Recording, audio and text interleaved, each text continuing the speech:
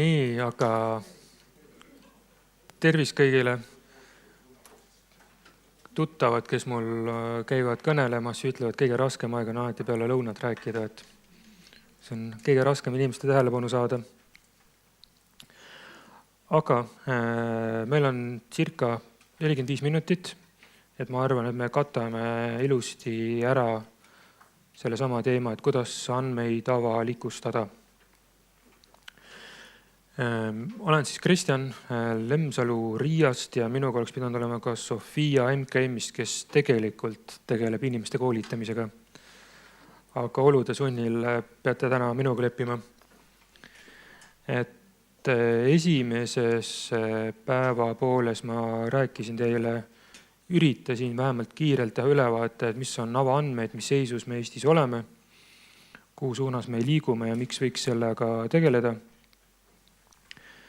Et töötoas ma olen mõelnud niimoodi, et ma teen kerge sissejuhatuse praegusest avaandmete teabeväravast, siis räägin põhjustest, miks asutused tihti ei avalikusta avaandmeid, miks nad ei tegele avaandmetega ja siis räägin, et miks nad võiksid tegeleda ja erinevatest rahalistest motivatsioonidest ka, mille MKM on välja mõelnud, et võiks tegeleda avaandmetega. Erinevad programmirahad ja nii edasi. Ja siis on ka sellised töölehed laudal, ühel laual ei ole, aga siis seal peaks olema paberid, ma annan veel juurde ka, et ma pärast kogun need töölehed kokku, mis on laua peale jagatud ja kui te olete liitunud andmed@mkm.ee meililistiga, siis me pärast jagame ka kokkuvõtet, et mida inimesed asjadest nii-öelda arvasid. Aga hakkame siis vaikselt teele.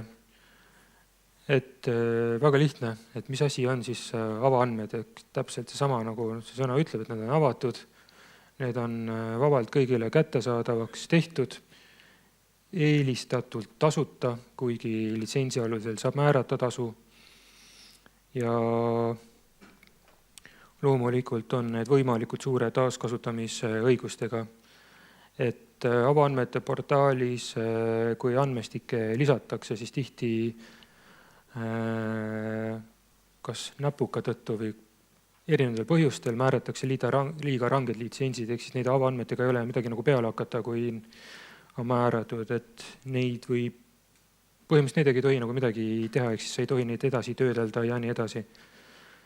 Et neidega ei ole väga midagi peale hakata. Aga selline on siis põhimõtteliselt mobiilis avaandmete teabevärava portaal. Ma login sinna sisse testkeskkonnas, siis ma näitan teile ära, et kuidas hetkel eraisikuna saab näiteks avaandmeid teabeväravasse lisada.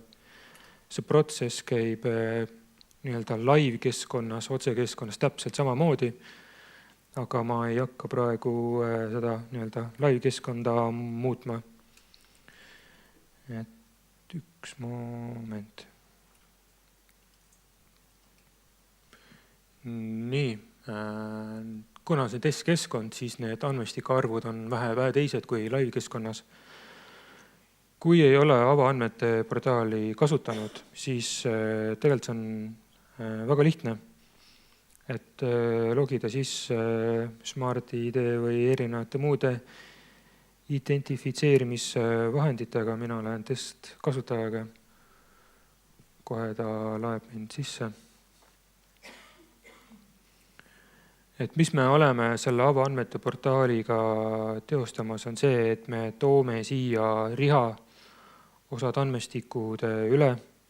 Need, mis ei ole vajalikud, mis ei ole ajakohased või vigased, need me nii-öelda jätame välja. Ja see uus portaal saab olema natuke teistsuguse kasutajavaatega kui see, mis te siin praegu näete. Kui te olete eraisik, siis üldjuhul teil ei ole määratud nii-öelda valikuvõimalust, et keda te esindate. Kui te olete asutusega seotud isik, siis saate siit valida näiteks asutuse, keda te esindate. Siia on pandud lihtsalt testandmed, on ju. Ja kui te esindate näiteks asutust, siis avaandmete portaalis te saate näha, et mis andmestikud on asutuse poolt juba portaali lisatud, mis on avaldamata, kui need on, mis on vigased, millega tuleks nii-öelda tööd teha, ja kõik andmestikud kokku. Siis mis on veel päris populaarne avaandmete portaalis, on näiteks statistika, et ma enne päeva esimesel poolel näitasin viimase 30 päeva allalaadimiste arvu, mille ma siit võtsin välja, filtreerisin ja siis visualiseerisin. Et näiteks meediaettevõtted kasutavad väga palju avaandmete portaali oma arvamusloode koostamisel või ka asutused ise, kes koostavad selle pealt siis mingeid kokkuvõtteid või ülevaateid. See ei ole väga levima läinud, aga osadele andmestikele määratakse ka hindeid, ehk siis kasutaja siis annab oma tagasiside, et kui kvaliteetsed need andmed on justkui, ja saab ka tagasiside anda. Ja siis tihti, mida kasutatakse, on ka näiteks kasutuslood. Et need on testkasutuslood, aga enne ma näitasin teile näiteks sadamakaarti, mis COVID-i järgselt läks väga populaarseks, kuna meil tekkis väga palju väikelaeva kapteneid ja väikelaeva omanikke, kes tahtsid ülevaadet, et kus sadamast nad saaksid oma purjeka või jahiga või kaatriga minna. Ja ka näiteks üleohutusohuga kaardid, mida kinnisvarasektor väga aktiivselt kasutab. Näiteks planeeringute koostamisel või projektiplaanide koostamisel. Kui tahetakse lisada näiteks siis andmestikke, siis ta käib väga lihtsalt, on 4 sammu. Kui täita ära väga lihtsalt näiteks pealkirjaväli, ma teen need ära, siis te näete, et kuidas see töövoog nii-öelda välja näeb. Et erinevad kirjeldused ka, et näiteks sama juhiload on ja märksõnad, siit tuleb.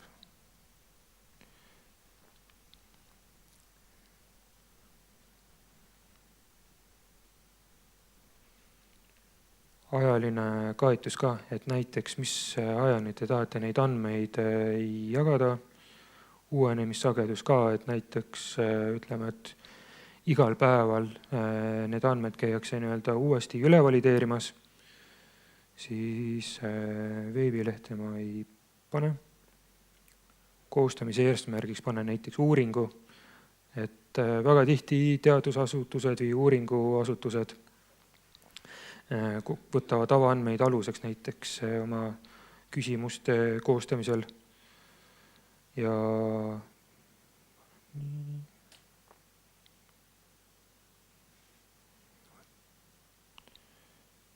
kontaktisika panen iseenda.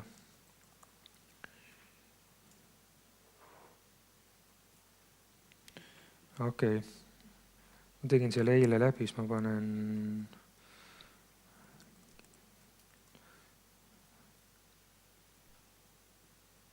nii, sain edasi, on ju. Et kui sellised baasandmed on nii-öelda täidetud, siis ongi küsimus nendes juurdepääsus ja litsentsides, kellele te neid andmeid nii-öelda, mis juurdepääsu piiranguga jagate, on ju. Kui te panete näiteks, et on avalik, seda kõige rohkem tegelikult määratakse, panete litsentsi ka, näiteks 4.0, siis see on kõige rohkem soovituslik, ehk siis selle alusel saavad näiteks eraettevõtted, teised riigiasutused, kodanikud, teadlased neid andmeid töödelda, muuta, põhimõtteliselt mida iganes teha. Ja vajutate edasi. Ja siis ongi, et mis andmeallikaks saab olema, et kas ta on seotud mingi API-ga, miks siis rakendusega, ehk siis näiteks andmed liiguvad tehniliste platvormide kaudu automaatselt ITT veebile, mida mina soovitan kõige vähem või laeta ülesse, siis see on päris mugav. Et mina võtan aluseks testandmestikud, mis on nii-öelda Exceli formaadis ja laen ta üles ja kui mingit probleeme ei tule, siis faili formaadis andmestik ongi juba nii-öelda valideeritud. Ja nagu ma ütlesin, et kui iga päev selles süsteemis sees olla, siis ta ongi selline circa 3 minuti protsess. Kui ta on näiteks API kaudu, siis ta liigub automaatselt, et ei pea manuaalselt mingit faili üles laadima, siis ta ongi äärmiselt kiire ja mugav lahendus. Kuna see on, okei. Ja kui ta on lisatud, siis andmestikule tekib ID, mille alusel saab seda näiteks pärast avaandmete portaalist üles otsida ja jagada. Ja kui ei ole kindel, kas see on õige, mida te tahate avalikustada, siis te saate jätta seda mustandiks või avaldada. Ja avaldatud kujul, sellisel kujul ta tekibki avaandmete portaali. Aeg-ajalt on võimalik näite põhjalt visualiseerida ilusam pilt, aga kuna ta oli tekstifailina testimise eesmärgil, et siis saategi lihtsalt väikse sellise tutvustuse, et mis andmed üle tulevad ja väline osapool saab siis aru, et mis on neid andmete taga, et mis litsentsi alusel need on määratud, uuenemissagedus, et osade kasutajate jaoks on hästi oluline see, et need andmed on ikkagi, ütleme nii, et kord päevas võiks olla uuendatud, et avaandmete portaalis on andmestikke, mis on vähemalt 3-4 aastat vana, et neid ei ole väga midagi peale hakata. Kui sa lihtsalt ei taha treenida näiteks mingit tehisintellekti protsesse, et siis üldjuhul mina soovitan, et see päring käiks võimalikult tihedasti. Ja täpselt samamoodi, kui need on siia lisatud, siis sama kasutaja saab neid ka kustutada. Ja teha neidega, mida iganes ta soovib, või ta soovib näiteks, kui need on manuaalselt lisatud, siis ta saab muuta ka seda allikat, mis on nii-öelda aluseks siis avaandmete portaali lisamisel. Vot nii. Ja kui hakkate näiteks ise tegema, siis mina soovitan aluseks võtta Digiriigi Akadeemia koolituse, millest ma pärast räägin, või siis juhendid, mis on täitsa ülamenüüs olemas ja selle alusel teha see protsess läbi. Et see on võrdlemisi lihtne ja mugav. Vot. Tulles tagasi sellesse töötuppa, siis ma liigun tagasi presentatsiooni. Miks avalikustada andmeid? Täpselt sama põhjus, et töö lihtsustamine, päringute arvu vähendamine.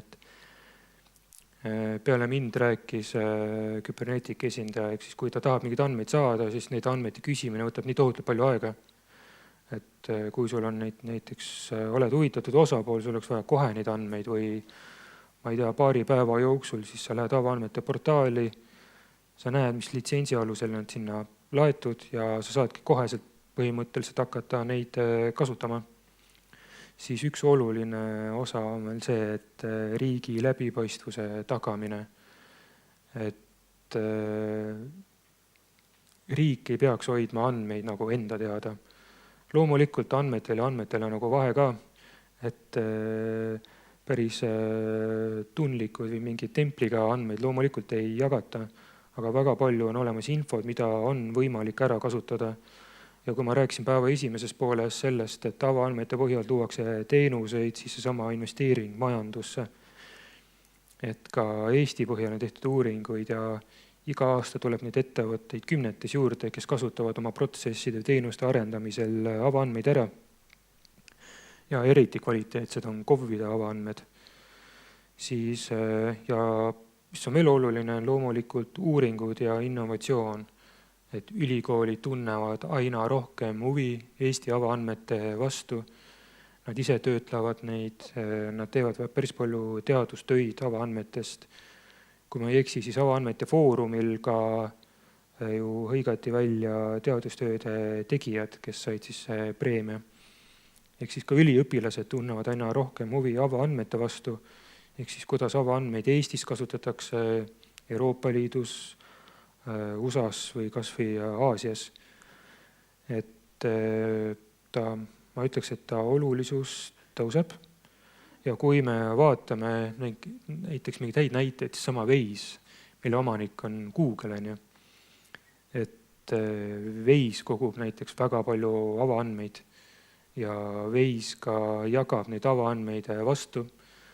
Et see suvi mul oli hea meel kuulata Waze'i esindaja ettekannet, et kuidas nad on teinud nii-öelda kahepoolse koostööd, ehk siis riigiasutus või KOV jagab nendele andmeid ja nemad siis jagavad vastu.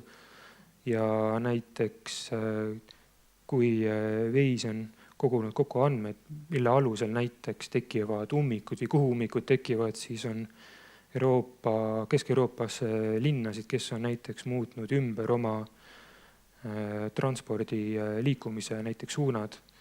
Ehk siis see on päris huvitav kasutajalugu, kus reaalselt näiteks tehakse muudatusi. Eesti põhjal ma ei tea veel, et selliseid muudatusi ei tehtud, aga Hollandis on küll, kus on näiteks muudetud kahesuunalised ühesuunaliseks tänavad või on vaadatud, et kus kõige vähem autosid liikleb, siis selle põhjalt on need tänavad muudetud jalakäija tänavateks ja nii edasi. Ja nagu ma mainisin, lõputööd, uuringud, väga palju tudengeid kasutavad avaandmeid oma teadustööde või uuringute läbiviimisel, kaardirakenduste loomisel täpselt samamoodi. Sadamakaart, üleohutussuhugakaart, erinevad sellised metsaalad näiteks, mis on päris populaarne. Siis mida nii-öelda tihti me kuuleme, on see, et öeldakse, et meil puuduvad avaandmed. Siis vastulause on see, et tegelikult igas organisatsioonis tekivad andmed, mis ei ole nii-öelda salastatud. Neid võibki käsitleda erinevate kriteeriumite alusel ju avaandmetena. Siis see on liiga keeruline, aeganõudev, meil pole ressursse. Päeva esimeses pooles ma mainisin küsitluse tulemusi, kus tihti asutuses on heal juhul üks inimene, kes üldse tegeleb avaandmetega. Ehk siis tihti see ongi ressursi küsimus, kas on motivatsiooni tegeleda avaandmetega ja nii edasi. Ehk siis me oleme riigis üsna algusjärgus sellega, aga ma näen, et see pilt on päris hästi paremuse poole liikumas. Ja siis tihti tuuakse ikkagi sama põhjus, et miks me nii-öelda avaandmeid justkui ei taha avalikustada, on see, et andmed sisaldavad tundlikku teavet, et loomulikult peab olema nagu kindel, et mis andmeid sa nii-öelda laiale ringile jagama lähed. Et sellepärast ongi hästi oluline hinnata riske, et kas need andmed võivad sisaldada isiklikku teavet, kas neid andmetega peab enne midagi tegema, näiteks töötlema, filtreerima, puhastama, anonüümeerima ja nii edasi. Ja kas ma vajan abi, soovitan kaasata Statistikaametit näiteks. Statistikaametis on see reaalne selline väärtusloome, et nad tulevadki reaalselt asutusse kohale, aitavad arvuti kõrval sul põhimõtteliselt selle protsessi algusest lõpuni ära teha. Nad tulevad tasuta, koolitavad, juhendavad, õpetavad, et soovitan kaasata Statistikaametit näiteks. Või siis, kui hinnata mõju, siis avaandmete puhul ongi see, et kui te olete kindlaks teinud, et mis avaandmeid teil on, mida te võiksite jagada, siis võiks ka vastata küsimused, mis mõju need võiksid avaldada. Ehk siis, mida neid avaandmetega võiks teine osapool peale hakata. Ja kindlasti kaardistada ära, et mida on kõige lihtsam ja kiirem avalikustada. See ei tähenda seda, et kõik, mis ei ole templiga, et võiks minna avaandmete portaali, vastupidi, et ongi ära filtreerida ja võimaluse korral need tehniliselt kergesti kättesaadavaks teha.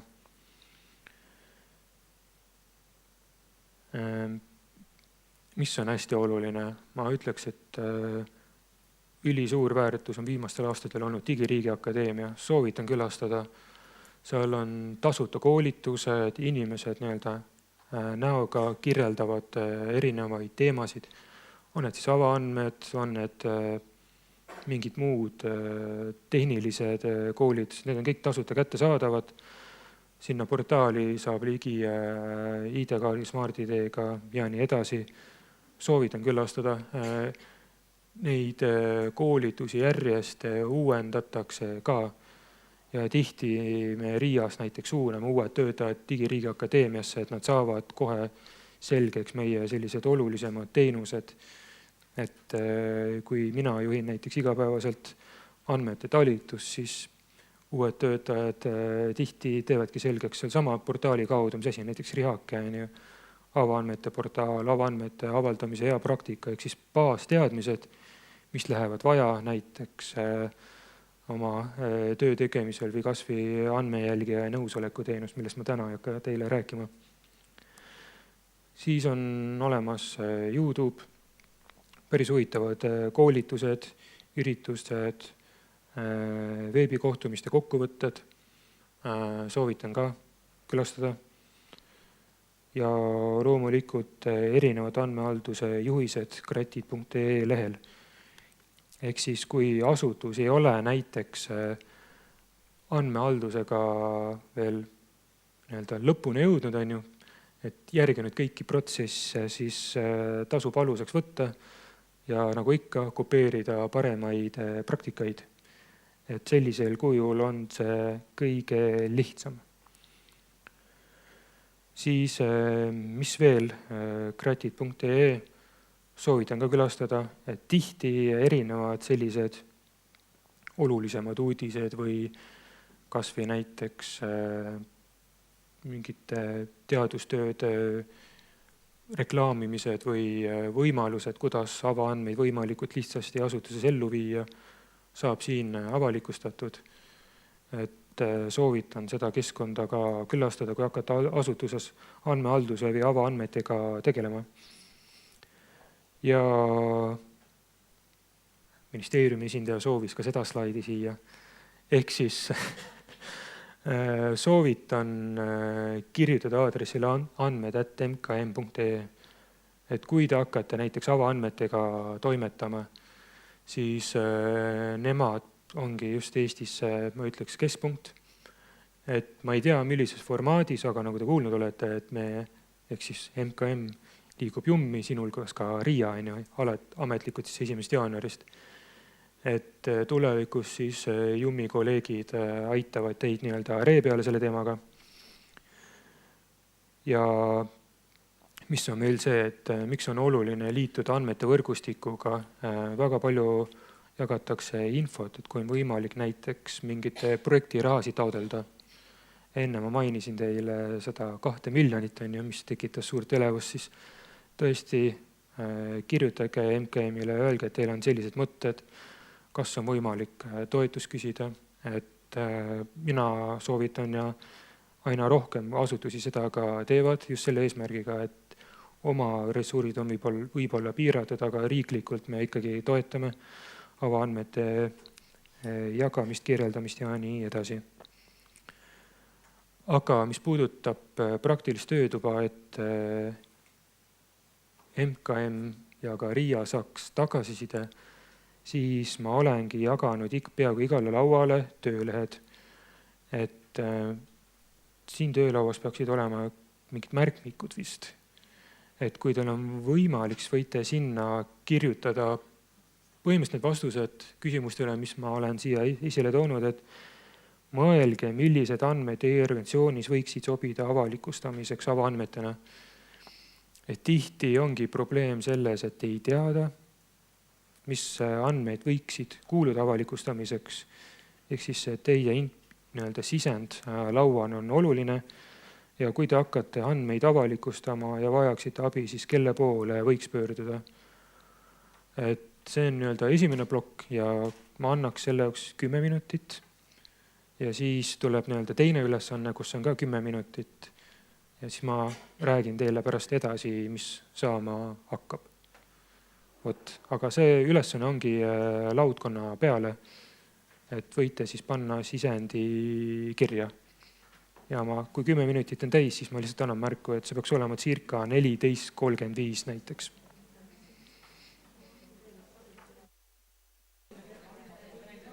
Teile tuleb järgmine ülesanne. See on juba, võiks öelda, et lihtsam. Ehk siis, mis on peamised hirmud või mured andmete avalikustamisega seoses, täitsa ausalt sinna panna nii-öelda laudkonna arvamus ja millist koolitust ja või tuge te vajaksite, et andmeid avalikustada. Enne sai mainitud näiteks Statistikaametit, kes käib per asutus ja reaalselt vajadusel tulebki, istub teie kõrvale, aitab nii-öelda selle protsessi algus lõpuni teil ära teha või midagi muud. Et selle ülesande lahendamiseks ma annan 13 minutit, et 14:50 võiks lõpetada ja siis ma annan teile edasi teada, et mis me teeme. Nii. Ma arvan, et võime tõmmata otsad kokku. Need paberid, mis teil töölaua peal on, või laua peal tähendab, jätke need palun alles, ärge neid kaasa võtke. Mis me selle sisendiga teeme, on see, et kogun need kokku ja MKM teeb neidest analüüsi kokkuvõtte ja me pärast jagame seda nii-öelda sisendit teie kõigiga, kes siin osalesid. Ehk siis, mis on need probleemid, soovid, mis te ise olete nii-öelda sinna kirja pannud ja kuhu suunas siis me võiksime ministeeriumi poolt ja RIA, kes siis neid teenuseid haldab ja arendab, mis suunas me liikuma võiksime minna. Sest päris palju tehnilisi muudatusi on tulemas, loodetavasti seadusandlus tuleb ka ilusti kaasa ja ma arvan, et sellisel kujul on seegi suur väärtus. Aga mis võiks teid võib-olla isegi kõige rohkem huvitada, on loomulikult projekti konkursid. Soovitan osaleda. Kui asutusel ei ole ressursse, siis palun taodelge. Et nagu kirjas on, et selle projekti konkursi eesmärk ongi toetada avaliku sektori, siinhulgas KOV-ide ja teiste seotud asutuste avaandmete valdkonna arendamist. Et all on pandud link ka, kus te saate infot lugeda ja see tähtaeg, kus te saate ideekavandeid nii-öelda esitada, on veebruari lõpp 2025. Kindlasti osalege, soovitan, et need on väga populaarsed ja ministeeriumil on suur soov, et see asi läheks veel kiiremini liikuma, kui ta on praegu läinud. Et avaandmete puhul on näha, et see tähelepanu on aina suurem. Ja kui me räägime siin personaalsemast riigist ja personaalsematest teenustest, siis avaandmed on üks väike osa sellest, et sinna suunda liikuda. Ja mis veel on see, et olge julged, et mina soovitan enne, kui te midagi hakkate esitama, võtke MKM-iga ühendust või alates jaanuarist võib-olla siis Jummiga. Et see ilmselt on muutumas, et mis aadress saab olema. Aga andmed@mkm.ee, võtke ühendust, kirjutage neile, et mis mõtteid teil on, et milliseid projekte te tahaksite ellu viia, milliste projektidega võiks osaleda erinevatel projektikonkursitel, et kindlasti tundke huvi selle vastu. Ja mis on veel see, et näiteks kas või avaandmete häkaton, kus tuuakse erinevad osapooled kokku ja luuakse mingit suurt väärtust, et Siin see projekt on juba käimas oktoobris, novembris, et selles osas ka, kui teil infot ei ole, siis kirjutage MKM-i, liituge selle võrgustikuga, teile jagatakse päris palju huvitavat infot, erinevaid koostöövõimalusi, kas ministeeriumiga või kas või näiteks RIA-ga või Statiga. Kindlasti soovitan. Ja loomulikult erinevad üritused. Tulge kohale, küsige kriitilisi küsimusi, tundke huvi, et mis suunas avaandmed liiguvad või kuhu suunda nad ei peaks liikuma. Ja ma arvan, et see ongi minu poolt ja Sofia poolt, kes täna ei olnud siin kõik. Aga aitäh!